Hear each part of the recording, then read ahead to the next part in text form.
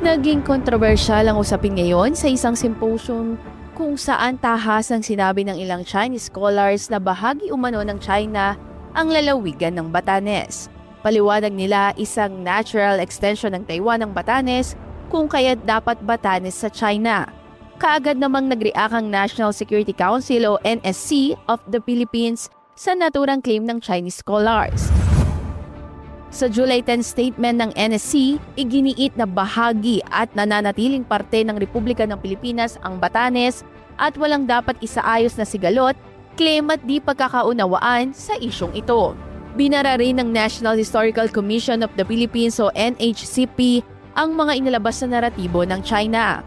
Anila, kinukundinan nito ang claims ng ilang scholars ng People's Republic of China sa isang academic symposium na isinagawa sa Jinan University noong June 30, 2026. Narito ang ilan sa nakalap nating impormasyon patungkol sa Batanes. Number 1. Ang Batanes ay ang pinakamaliit na probinsya sa Pilipinas pagdating sa usapin ng populasyon at land area. Ang Batanes ay may layong 860 km mula sa Manila at 280 km naman sa Apari, Cagayan. Ito rin ay umaabot lamang sa 203 square kilometers ang laki ng probinsya.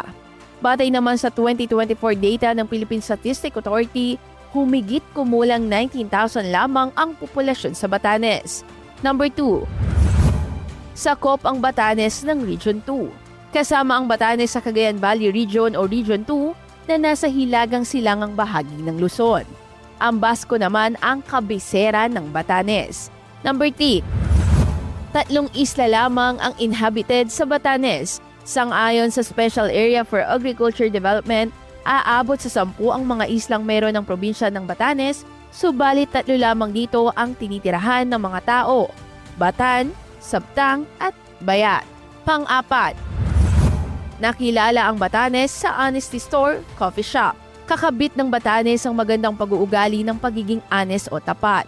Tanyag sa lalawigan ng Honesty Store o Honesty Coffee Shop na pagmamayari ng mag-asawang sina Jose at Elena Gabilo.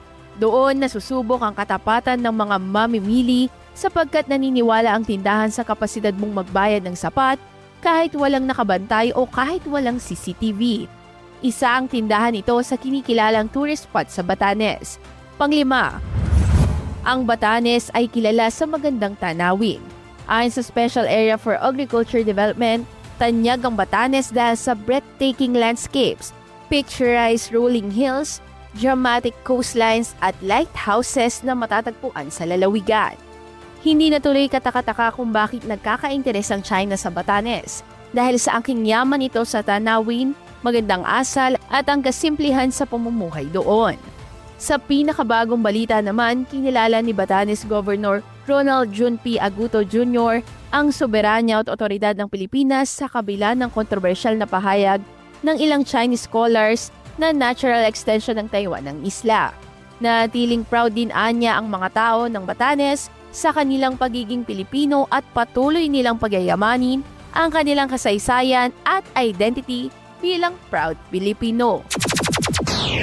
Para sa OMOK Trivia Vibes, ako si Jonah Bakira ng DWWW 774 Ultimate Music Radio.